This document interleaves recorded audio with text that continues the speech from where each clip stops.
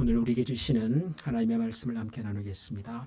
창세기 10장 1절에서 5절까지를 한 절씩 교독하겠습니다. 창세기 10장 1절부터입니다. 노아의 아들 셈과 함과 야벳의 족보는 이러하니라. 홍수 후에 그들이 아들들을 낳았으니 야벳의 아들은 고멜과 마곡과 마대와 야완과 두발과 메섹과 드라스요.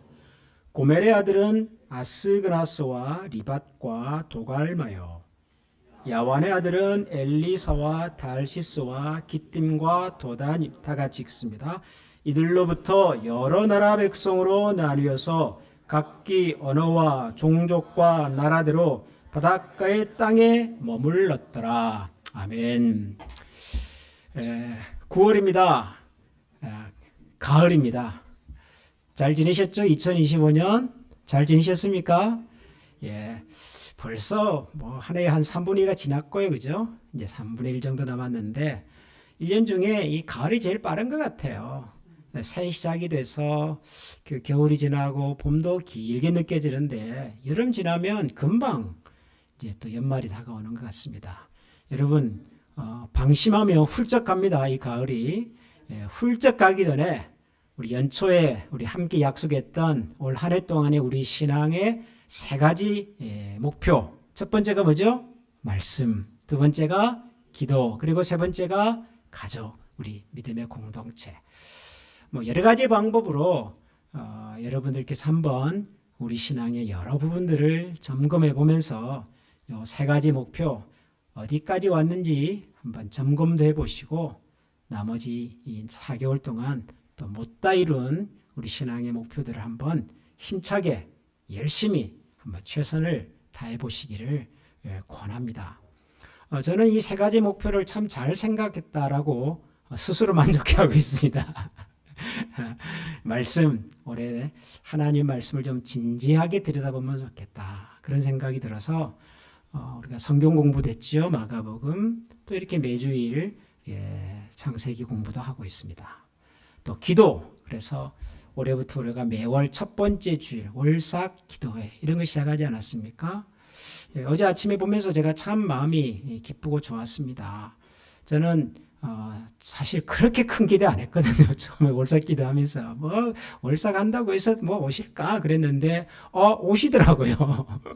더군다나 어제는 또 우리 자녀들과 함께 축복하면서 기도합시다 그랬는데 여러분들이 자녀들의 손을 붙들고 부모님과 자녀들이 한 자리에서 같이 기도하고 또 찬송하는 모습이 정말 보기가 좋았습니다. 기도의 확장이 이루어지는 것 같고 또 우리 성도님들도 서로서로를 돌아보는 공동체로서의 우리 한미교회가 무럭무럭 잘 자리를 잡아가는 것 같아서 정말 감사합니다. 여러분도 감사하십니까? 예. 예, 아주 좋은 복된 한 해를 잘 보내고 있는 것 같습니다. 자, 오늘은 창세기 10장을 함께 좀 읽고 말씀을 나누려고 하는데요. 창세기 10장은 아마도 성경에서 가장 건더기가 없는, 가장 먹을 게 없는, 가장 재미가 없는 아마 그런 성경 중에 하나가 아닐까 저는 그렇게 생각을 합니다. 여러분 고기 좋아하십니까? 닭고기 좋아하십니까? 닭고기 안 좋아하세요? 소고기 좋아하십니까? 소고기는 좋아하시는구나. 그래서 소고기 중에서 제일 좋아하는 부위가 어디입니까? 안심, 등심, 이런 거 좋아하십니까? 저는 고기 좋아합니다. 보기와는 달리 저는 고기 좋아합니다. 소고기도 좋아하고, 돼지고기도 좋아하고, 닭고기도 좋아하고, 또 물고기도 좋아하고, 저는 모든 종류 고기를 다 좋아합니다. 근데 제가 좋아하는 고기들은 하나같이 공통점이 있어요. 뭐냐면 뼈에 붙어 있는 고기를 저는 좋아합니다. 뼈에 붙어 있는 고기. 예. 돼지고기 중에서 뼈에 붙는 고기를 뭐라고 부르죠? 돼지갈비라고 그러잖아요. 소고기 중에서 뼈에 붙어 있는 게 뭐죠? 소갈비잖아요. 소갈비. 닭고기 중에서 뼈에 붙어 있는 거 닭갈비입니다. 닭갈비. 생선도 저는 살코기만 있는 부분보다는요 뼈에 붙어 있는 살점을 좋아합니다. 딱딱한 뼈에 붙어 있는 살이요 여러분 드셔보시면 아시겠지만 훨씬 더 질감도 좋고 맛도 있고 그렇습니다. 근데 잘 안 먹어요. 왜 잘 안 먹죠? 귀찮으니까요. 그 잡고 뜯어야 하고 또 하다 보면 잘못하면 또 이빨이 상하기도 하고 그러니까 귀찮아서 잘 안 드세요. 뼈에 붙어 있는 거는. 그런데 정말 맛있는 고기는요 뼈에 붙어 있는 부위들입니다. 그런데 성경도 저는 좀 비슷하다고 생각을 해요. 성경을 읽어보시면 살코기 같은 본문들이 있어요. 누가 읽어도 언제 읽어도 부드럽게 녹는 부드럽게 소화가 되는 그런 성경 말씀들이 있습니다. 대표적으로 하나님이 세상을 이처럼 사랑하사 독생자를 주셨다. 구하라 찾으라 이룰 것이다. 뭐 이런 유의 말씀들. 내가 어려움을 당할 때 하나님께 구하라 그리하면 주시리라. 뭐 이런 말씀들은요 살코기 같은 말씀들이에요. 누가 읽어도 뭐 성경을 잘 아는 분이나 잘 모르는 분이나 심지어는 예수 안 믿는 분이 읽어도 참 부드럽게 소화가 되는 말씀이에요. 사랑은 언제나 오래 참고 사랑은 언제나 온유하며 믿음과 소망, 사랑 세 가지는 항상 있을 것인데 그중에 제일은 사랑이다. 이런 거는 예수 안 믿는 사람들도 노래로 부르잖아요. 성경에 그런 말씀들이 많습니다. 여러분들이 좋아하는 잘 아는 말씀들이 많아요. 그런가 하면 성경에는 뼈와 같은 말씀들도 있어요. 뼈에 붙어있는 말씀 같은 그런 성경 구절들도 있어요. 특징이 뭘까요? 딱딱해요. 살점이 별로 없는 것 같아요. 읽어도 맛을 잘 모르겠어요. 때로는 읽다가 시험에 들기도 해요.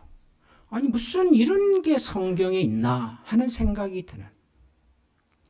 어쩌면 오늘 우리가 좀 생각해 보려고 하는 창세기 10장이 아마 그런 말씀 중에 하나가 아닌가 생각합니다. 여러분 10장 1절부터요 마지막 32절까지 한번 나중에 돌아가셔서 시간 내서 한번 읽어보세요. 살점이 하나도 없어요. 살코기가 없어요. 다 뼈다귀예요. 다 뼈다귀. 1절부터 32절까지 사람 이름만 나와요. 이름만. 이름이 모두 74명의 이름이 등장을 해요. 그런데 여러분 읽어보세요. 그 74분의 이름들 중에 여러분이 알만한 이름이 몇 분이나 있는지 한번 여러분 가서 읽어보세요. 딱 4분일 거예요. 4분. 노아 그리고 세 아들 셈, 함, 야벳. 이 외에는 나머지 71명의 이름은요. 아마도 여러분들이 한 번도 들어본 적이 없는 뭐 어쩌다가 한번 들어본 것 같긴 하지만 뭐 전혀 마음에 남거나 기억에 남는 이름들이 아니에요. 정말 뼈다귀 같은 이름들만 한 장을 가득 채우고 있어요. 재미가 있을까요? 재미없어요. 읽고 싶으세요? 그다지 읽고 싶지 않아요. 그래서 여러분 어떻게 하세요? 창세기 성경 통독할 때 어떻게 하세요?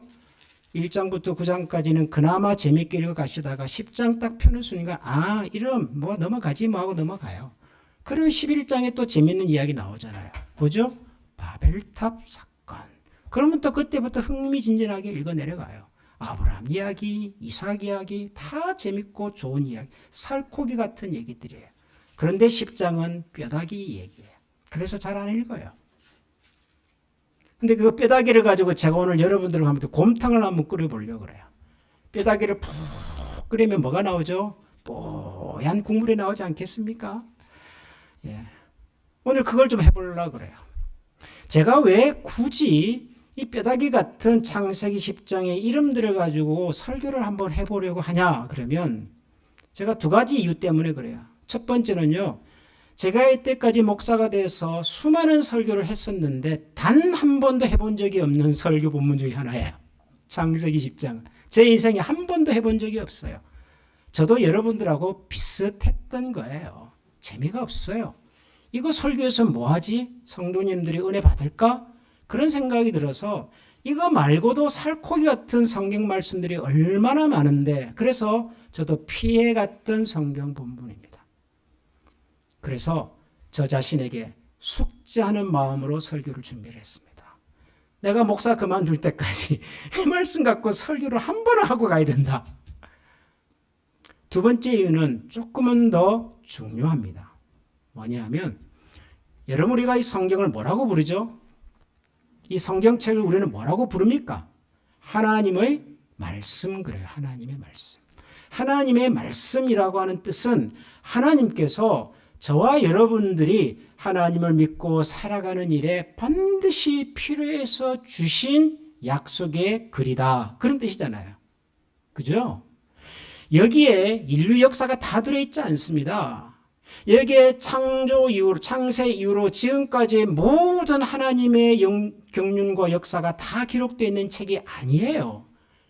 예수님께서도 그런 말씀을 요한복음에서 하신 적이 있어요. 나와 관련된 이야기를 너희들이 만약 다 기록으로 남기려고 한다면 이 상 어디다가 그것을 보관하겠느냐.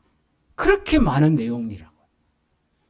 근데 그 많은 내용들 중에서 하나님께서는 저와 여러분의 신앙과 삶에 꼭 필요하다고 생각하는 내용들을 추려서 신구약 66권의 이 성경책으로 우리에게 남겨주셨잖아요. 하나님이 우리에게 주신 아주 특별한 이유와 목적을 가지고서 남겨주신, 전해주신 하나님의 선물이거든요, 이게. 근데 그 속에 뭐가 있다고요? 그 속에 창세기 10장도 있어요. 그러면 창세기 10장에 나오는 이 뼈다귀 같은 이름들은 우리에게는 별로 의미가 없고 재미없고 읽어도 잘 모르겠던 말씀이지만 이 말씀을 우리에게 주신 하나님께서는 전혀 다른 생각을 하고 계시단 말이에요. 그게 뭐예요? 이 말씀 속에도 저와 여러분들의 신앙과 삶에 반드시 기억해야 하는, 반드시 들여다봐야 하는, 찾아야 하는 하나님의 숨겨진 보물 같은 메시지가 있다는 거예요. 믿으십니까, 여러분? 문제는 우리가 관심이 없어서, 잘 몰라서, 시간이 없어서 그냥 지나가 버렸던 것이지, 그럼에도 불구하고 이 속에는 분명히 하나님께서 저와 여러분들에게 말씀하고 싶은, 나누고 싶은, 전해지고 싶은 그분의 마음과 생각과 소원이 분명히 담겨 있을 거란 말이에요. 그러니까 주셨죠. 그러지 않았으면 굳이 여기다가 사람들 이름, 4명의 이름을 기록할 이유가 없잖아요. 그래서 그게 뭘까? 한번 찾아보고 싶은 거예요. 하나님께서 이 창세기 10장에 나오는 이 재미없는 사람들의 이름을 기록으로 남겨서 도대체 우리에게 무슨 얘기를 하고 싶어 하실까? 그걸 한번 들어보고 싶은 거예요. 이 정도 얘기했으면 이제 들어보실 생각이 좀 나십니까? 예. 서론을 길게 한 이유는 본론이 어려워서 그렇습니다. 이 4명의 이름 갖고 설교를 어떻게 할까? 근데 제가 아주 쉽게 이렇게 좀 다시 생각을 해봤습니다. 이 창세기 10장에 나오는 이름들을 한번 다시 쭉 읽어봤어요.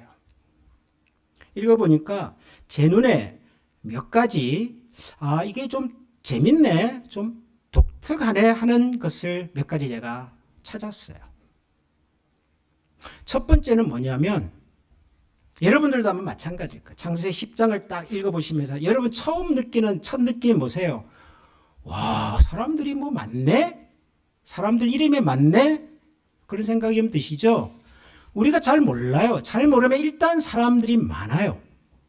사람들 숫자가 많이 나옵니다.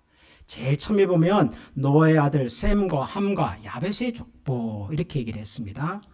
여러분, 홍수가 일어나면서 노아의 가족을 제외한 모든 세상의 인류들이 다 어떻게 됐죠? 죽었어요. 아무도 남지 않았습니다. 그러면 홍수 이후에 남은 이 땅의 유일한 가족은 노아의 가족 8명밖에 없어요. 이 넓은 세상에 노아의 가족 8명만 남았다고요. 4부부. 이 4부부가 앞으로 이 세상을 채워가야 돼요. 왜냐하면 하나님께서 그렇게 말씀하셨잖아요. 생육하고 번성하고 충만하라 그랬잖아요. 그죠?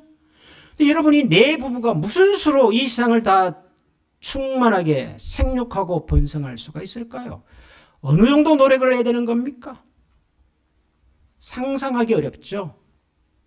그런데 그 노아의 홍수가 끝나고 난 그 다음에 바로 무슨 얘기가 나오냐 그러면은 노아의 세 아들 셈과 함과 야벳을 통해서 사람들이 이렇게 나타났다, 이렇게 많아졌다 하는 것을 내용은 잘 모르지만 일단은 숫자만 보고도 알겠어요. 야, 사람들이 대단히 많네, 수많은 사람들이 나타나고 있네, 태어나고 있네 하는 것을 알겠어요. 사람들이 많아지고 있구나 하는 거예요. 아, 사람들이 많아지고 있구나.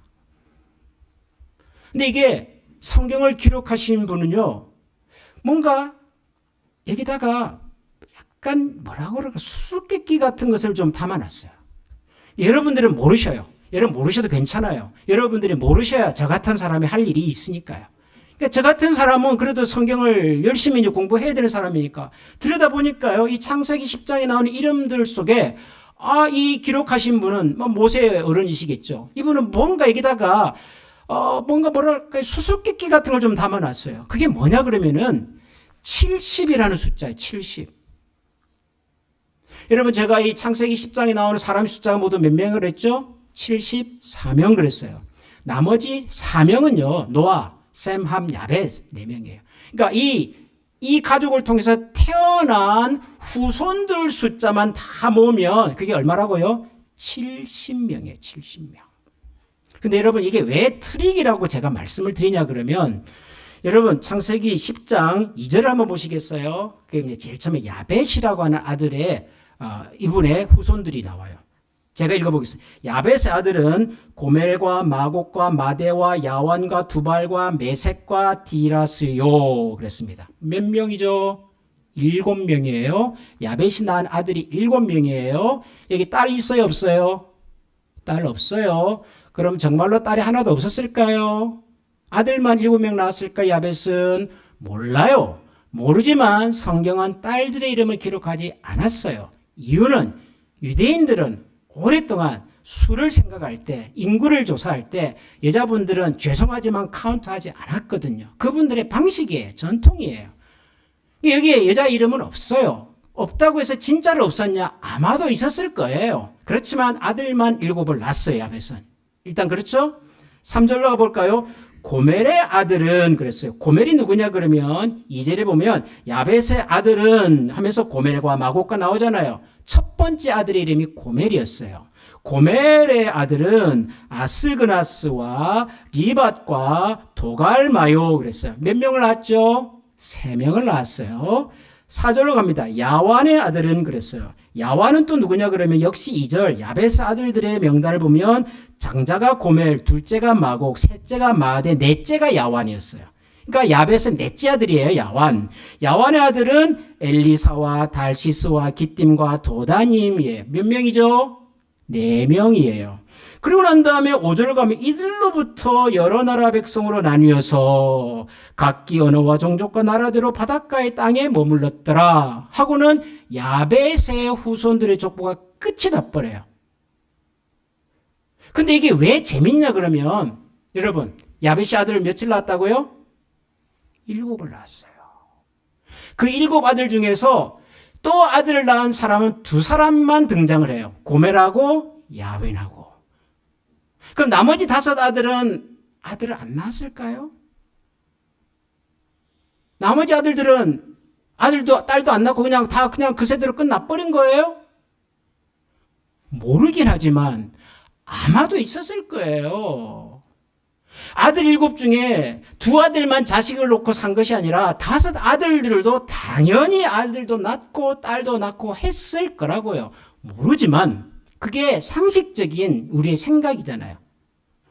그런데 성경은 그 나머지 5명의 후손들은 기록으로 남기지 않아요.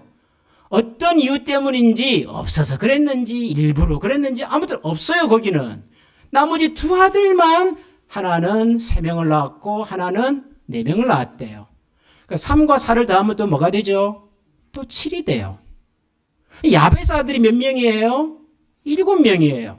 야벳의 순자는 지금 몇 명만 나왔어요? 7명이에요. 7명 뿐이었을까요? 몰라요. 그렇지만 성경은 이상하게 여기다가 이 숫자를 자꾸 맞추려고 그런단 말이에요. 아들 7, 손주 7. 7이라는 숫자를 뭔가 의식적으로, 의도적으로 만들려고 했을 것 같다는 생각을 하게 돼요. 야베스 아들을 보면. 그리고 처음에 야베스 아들 나와요. 그 다음에 함도 나올 거예요. 셋도 나올 거예요. 다 합치니까 모두 몇 명이라고요? 예, 나중에 가서 헤아려 보세요. 70이에요. 70이에요. 그러면 정말 셈과 함과 야벳의 후손들이 70명 뿐이었을까요? 여러분 그렇게 생각하세요? 여러분 야벳이 나왔죠. 야벳의 아들들 7명이 나왔죠. 그리고 야벳의 손주까지 나왔죠. 3대에 대해서 기록을 해요. 3대. 그런데 함과 뒤에 나오는 셈의 족보를 보면요. 4대도 기록하고 5대도 기록을 해요. 그러면 안 맞잖아요. 똑같이 하려면은 똑같이 3대만 기록하든지 똑같이 5대를 기록하든지 그래야 되는데 아니 야벳은 3대만 기록하고 함은 뭐 4대까지 기록하고 셈은 뭐 5대까지 기록하고 그래가지고 다 모았더니 몇 명이라고요? 70명이더라 그런단 말이에요. 그러니까 여러분 제가 무슨 얘기를 하려고 하시는지 아시겠어요? 이 창세기 10장을 기록하면서 노아의 후손들의 이름을 쭉 성경에 기록할 때 어떤 이유 때문에 7이라는 숫자와 70이라는 숫자를 중요하게 생각하고 기록을 한 흔적이 있다는 거예요. 70. 그럼 70이라는 숫자는 왜 중요할까요? 7이라는 숫자는 왜 중요할까요? 여러분 이때까지 신앙생활하면서 성경에서 7이라는 숫자가 가지는 의미에 대해서 들어보신 적이 있습니까? 7. 하나님이 천지를 며칠 만에 지으세요? 6일 동안 지으시고 7일째 되는 날 쉬시잖아요. 과연 그 하루가 지금 우리가 생각하는 24시간일지 혹은 224년이 될지 뭐 우리는 잘 모르겠어요. 그런데 성경은 그것을 6일 동안 만드시고 7일째 되는 날 쉬셨다 그래요. 하나님께서 지으신 창조의 질서 속에 7이라는 원리가 들어간단 말이에요. 하나님이 모든 것을 지으셨어요. 모든 것을 지는데 완성되기까지 7이라는 시간이 필요한 거. 여러분 신약 성경에 보면 예수님께서 제자들을 12명의 제자잖아요. 근데 12명의 제자들만 있었던 것은 아니에요. 또 많은 제자들이 있었어요. 그래서 제자들은 이제 복음을 전하러 다 파송을 하세요. 누가복음에 보면 예수님께서 제자들을 복음을 전하라고 파송하시는 장면이 나와요. 근데 그 파송할 때 몇 명이 간 줄 아세요? 혹시 아세요? 모르셔도 괜찮습니다. 몇 명을 보냈다고 혹시 들어보신 적 있으세요? 70인 그래요. 70인. 왜 70명만 보냈을까요? 뭐 71명을 보내면 안 됩니까? 69명을 보내면 안 됩니까? 모르겠어요. 실제로 훈련을 다 통과하고 수료증을 받은 사람이 70명 뿐인지는 잘 모르겠어요. 그런데 성경은 그것을 굳이 70명을 보냈다 그래요. 왜냐하면 이 7이라는 숫자가 가지고 있는 의미가 있어서 그래요. 7은 뭔데요? 7은 전부예요. 7은 모든 것을 포함하는 숫자입니다. 흔히 3과 4로 나눠서 설명하시는 분이 있어요. 3은 하늘의 숫자고 4는 땅의 숫자다. 이렇게 설명할 때가 있어요. 하늘과 땅이 만나는 7이라는 숫자는 세상 모든 것을 포함하는 숫자. 성경은 7이라는 숫자를 그렇게 우리에게 사용을 해요. 여러분 창세기 제일 마지막에 보면 야곱의 아들들 후손들이 다 어디로 이주를 하죠? 애굽으로 들어가잖아요. 기근을 만나가지고 이제는 다 가족들 식수를 다 모아가지고 애굽으로 들어가요. 온 가족이 몇 명이 갔을까요? 이 정도 얘기했으면 여러분 이제 찍으셔야죠. 이 정도는 이제 찍으셔도 돼요. 70명이 가요. 70명. 몰라요. 실제로 그때 정말 70명만 있었는지 잘 모르겠어요. 옛날 어른들 자식 많이 낳았잖아요. 야곱이 몇 명 있어요, 아들이? 12명이에요. 딸도 하나 있어요. 거기서 태어난 자녀들이 70명 뿐이었을까요? 모르겠어요. 근데 성경은 그때 이주한 사람들을 70명이라 그래요. 무슨 의미일까요? 굳이 70이라는 숫자를 맞추는 이는 전부라는 말이에요. 전부. 그럼 창세기 10장에서 노아의 세 아들의 후손들이 70명이다라고 말하는 것은 실제로 70명이라는 의미보다 더 중요한 게 있다는 거예요. 뭐죠? 이게 그 당시 살았던 세상에 살았던 모든 사람들의 총합이다라는 얘기예요. 전부라는 얘기예요. 전부. 근데 여러분 이 전부 속에 없는 사람이 있어요. 누군 줄 아세요? 우리가 그렇게 좋아하는 아브라함이 없어요. 아브라함의 할아버지가 여기 없어요. 아브라함의 할아버지가 없어요. 아브라함 얘기는요, 나중에 나올 거예요. 물론 아브라함의 10대 할아버지 이름은 나와요, 이게. 그런데 아브라함 직접, 아브라함의 아버지 데라의 아버지, 그분들 얘기는 없어요. 우리식으로 설명할까요? 여기에 예수 믿는 사람들 이름은 없어요. 여기에 구원받은 사람들의 이름은 없어요. 여기에 하나님께서 선택한 사람들의 이름은 없어요. 그러면 이해가 되십니까? 우리는 아브라함의 후손들이잖아요. 우리가 직접 혈통적으로 아브라함의 후손은 아니지만 믿음으로 우리는 아브라함의 후손이라고 하는 그런 이름을 갖고 사는 사람들이잖아요. 아브라함에게 주신 하나님의 은혜와 약속 속에서 살아가는 사람들이잖아요. 그런 의미에서 우리는 항상 성경을 읽을 때 아브라함과 아브라함 후손에 대한 관심이 많아요. 당연히 그래요. 당연히 그래요. 근데 그 아브라함은 창세기 12장부터 나온다니까요. 11장 앞에서는 아브라함이 그렇게 중요한 존재로 등장하지 않아요. 그것보다 하나님의 관심은 아브라함의 후손 조상들을 포함한 모든 세상과 모든 인류에 대한 관심이 아주 깊게 들어있어요. 제가 이 창세기 10장을 읽으면서 가장 크게 놀랐고 그리고 새롭게 생각한 것 중에 하나가 뭐냐면 저를 비롯해서 우리 크리스찬들이 가지고 있는 세상을 보는 안목이 너무 좁다는 거예요. 너무 좁아요. 우리는 항상 뭐만 생각하냐 그러면 교회만 생각을 해요. 우리의 관심은 대부분 교회와 예수 믿는 사람들에게 있어요. 여러분이 살아가면서 주로 만나는 사람, 주로 교제하는 사람, 주로 생각하는 사람 대부분 예수 믿는 사람들이에요. 당연하죠. 예수 믿는 사람들이 함께 하나님을 잘 섬기고 세상을 사랑하며 살아갈 수 돕고 하는 것이 중요하니까요. 그게 믿음의 공동체로 불러내신 이유니까요.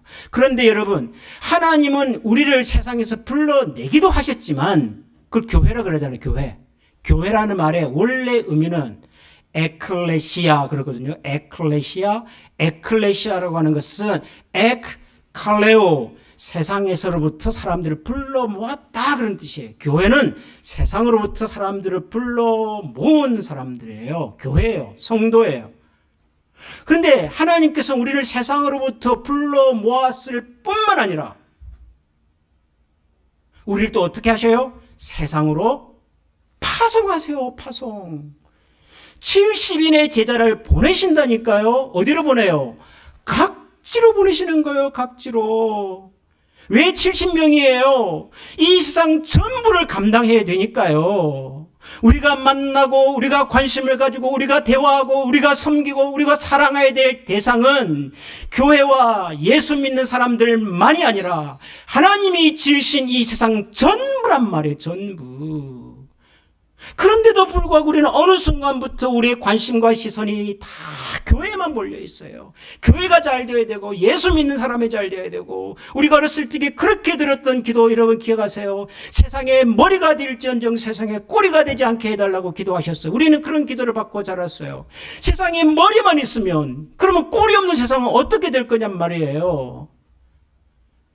여러분 생선에서 꼬리 지느러미 없으면 어떻게 돼요? 방향을 잡지를 못해. 방향을 잡지 못해.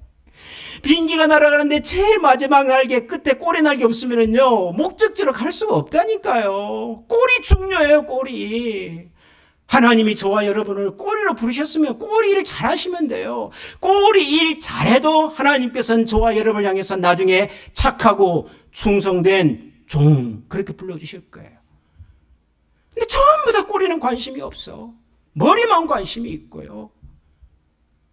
여러분 하나님께서는 모든 세상을 지으시고 세상에 살아가는 모든 사람들과 생명에 대한 관심을 가지고 계신단 말이에요. 창세기 10장이 우리에게 전하고 싶었던 첫 번째 메시지, 저는 그렇게 들었습니다. 하나님은 이스라엘 민족처럼 선택된 아브라함의 후손으로 부름받은 사람들만 사랑하는 것이 아니라 그들을 포함하여 전 세상과 온 인류에 대한 지극한 관심을 가지고 계신다. 하나님의 이런 기대와 관심대로 못 살아서, 그래서 사람들이 자기들이 모여가지고 뭐 바벨탑을 쌓겠다, 뭐 하늘의 이름을 냈겠다, 그렇게 해요. 여기 있는 사람들이 나중에 그렇게 할 거라고요. 아니, 하나님께서 아담과 하와에게 선악과를 나눠주시면은 저들이 선악과를 따먹을 줄 모르셨을까요? 그런 질문하는 사람들이 있잖아요. 하나님이 그걸 왜 모르세요? 아니, 하나님이 전지전능하신 분인데 그걸 왜 모르세요? 뻔히 아세요. 그럼에도 불구하고 우리를 그 현장에 던져 놓으신다니까요.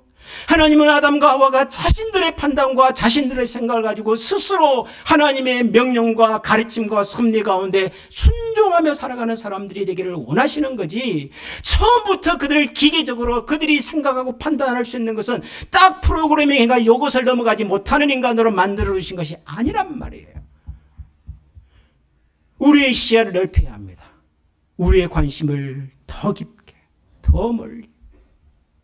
우리는 세상으로부터 부름을 받았지만 동시에 세상으로 보냄을 받은 사람들입니다. 이 창세기 10장에는 나중에 보면 기가 막힌 이름들이 막 나와요. 대표적으로 가나안의 자녀들 중에 뭐 여부스, 뭐 기르가스, 뭐 모압, 이런 이름들이 나와요. 이 다 누구예요? 가나안 민족이잖아요. 가나안 민족. 다 여기 있어요.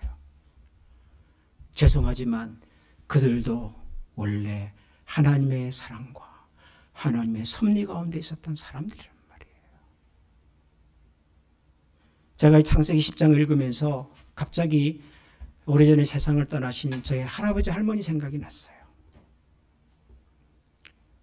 저희 할아버지 할머니는 예수 모르고 세상 떠나셨어요. 예수 안 믿고 사시다가 예수 모르고 세상 떠나셨어요. 제 할머니는 이제 임종하시기 전에 누워 계실 때 제가 방문을 해서 제가 복음을 전하고, 그래서 그 병상에서 그 연로만 시절에 그래도 그때 그래 내가 하나님 믿을게 그러고 세상을 떠나시긴 하셨어요. 근데 저희 할아버지는 그럴 기회조차 없이 떠나셨어요. 근데 저희 할아버지와 할머니는 제가 세상에서 가장 사랑하고 존경하는 어른들이세요. 제가 태어나서 일찍이 저희 아버지 어머니 이혼하셔가지고 제가 저희 할아버지 할머니 손에서 컸거든요. 제게는 이 두 분이 아버지고 어머니예요. 근데 이분이 내가 나중에 목사가 됐는데도 불구하고 하나님 모르고 사시는 거예요. 제 마음이 얼마나 힘들고 아팠겠어요. 할아버지는 하나님 모르고 그냥 세상 떠나셨어요. 그나마 할머니 마지막에 조금, 늘 이게 제 마음에 남아있어요. 저분들은 어떡하나. 근데 제가 어느 날 그런 생각을 했어요. 저분들이 없었다면 내가 이 세상에 존재했을까? 그분들이 안 계셨다면 우리 아버지와 어머니가 세상에 태어났을까? 우리 아버지와 어머니가 없었다면 내가 이 세상에 태어났을까? 저분들이 없었다면 지금의 내가 하나님을 알고 목회자가 돼서 사람들에게 하나님의 말씀을 전한 사람이 될 수 있었을까? 불가능해요. 비록 그 두 어른이 하나님을 모르고 사셨다 하더라도 그분들도 하나님의 큰 섭리와 경륜 가운데 계셨던 분들이었구나. 그분들을 통해서 우리 부모님이 세상에 태어나고, 부모님을 통해서 제가 태어나고, 저를 통하여 우리의 자녀들이 또 믿음 안에서 자라고. 저는 잘 몰라요. 왜 하나님께서 우리 할아버지 할머니에게 참 그런 인생을 살게 하셨는지는 몰라도 그분들 때문에 지금의 내가 있으면 적어도 그분들에 대한 존중과 사랑과 고마운 마음, 이것은 우리가 가져야 되겠구나. 너무 감사한 거예요. 그래서 저는 너무 고맙고. 지금 우리 주변에 하나님을 알지 못하는 가족들이 있을 겁니다. 부모님이 계실 수 있어요. 형제가 있을 수 있어요. 예수 안 믿는다고 무시하지 마시기 바랍니다.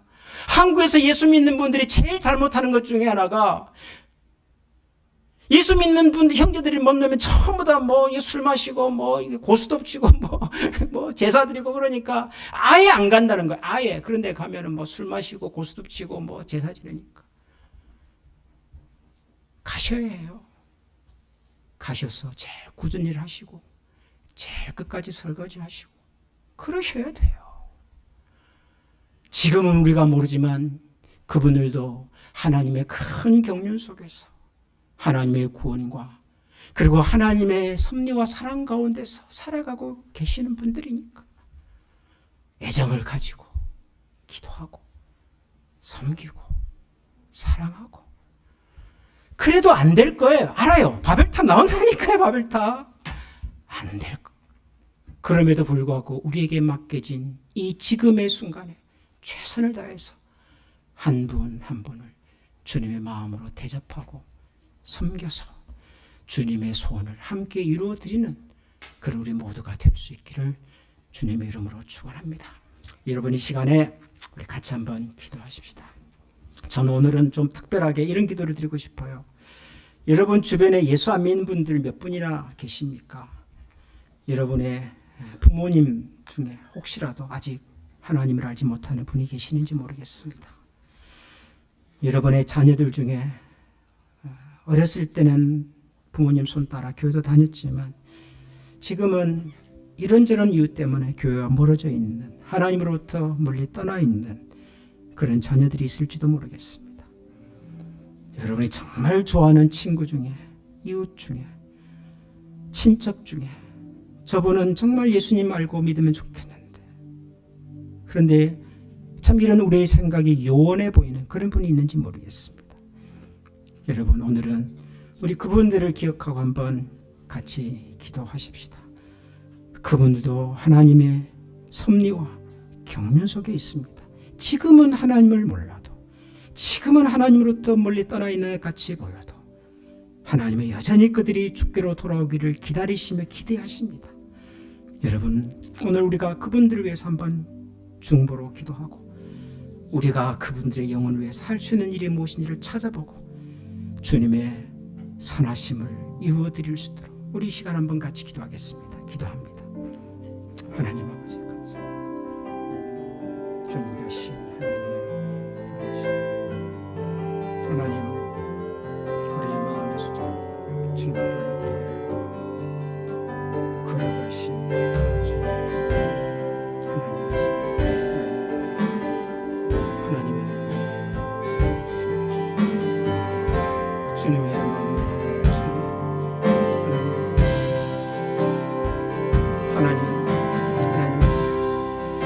하나님 다시 주께 돌아오시고 우리 하나님 설득하는 자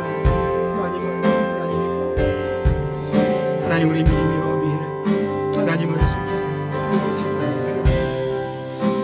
지금은 장성한 우리 예수 되게 도와주시고 그래도 하나님이 그 영광을 도와주시고 우리 이 시간 다 같이 하나님께 찬양하겠습니다. 내 입술로 하나님의 이름을 성정하며 내 마음으로 하나님을 즐겁게 찬양하네.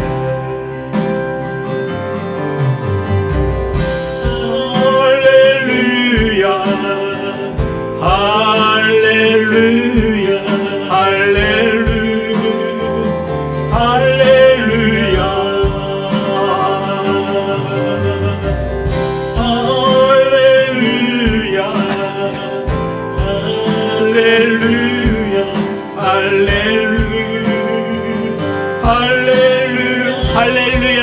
할렐루야 할렐루야 할렐루야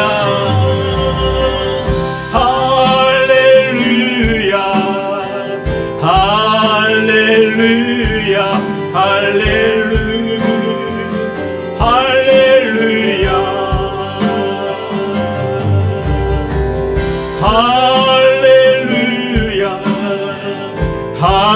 할렐루야 할렐루야 할렐루야.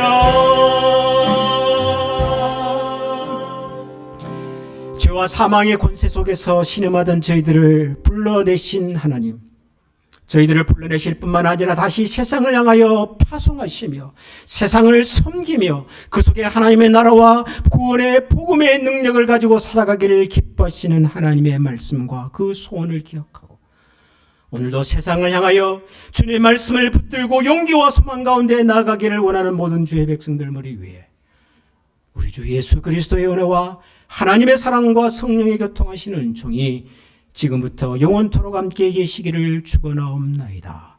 아멘.